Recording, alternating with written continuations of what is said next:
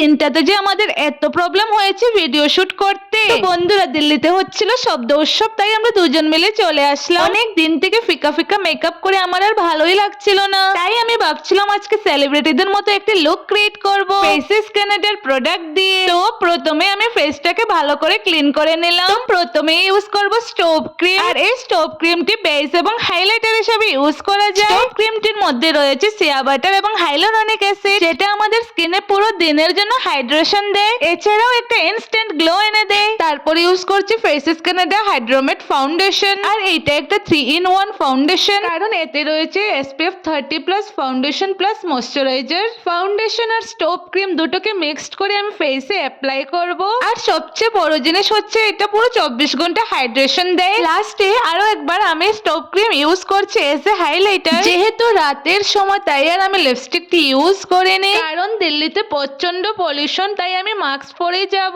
তো রেডি হওয়ার পর আমি আর ভিডিও শুট করার টাইমই পাইনি। আর এই প্রথমবার আমি দিল্লিতে মিউজিক ফেস্টিভ্যাল দেখছি, আর এই যে এখানে সবাই ডান্স করছিল। তারপর এত সুন্দর জায়গা দেখে কি ভিডিও শুট করব না, অনেকগুলো ভিডিও নিলাম। যেহেতু শুধু আমরা দুজনে গিয়েছি তাই একটুখানি প্রবলেম হয়েছে ভিডিও শুট করতে।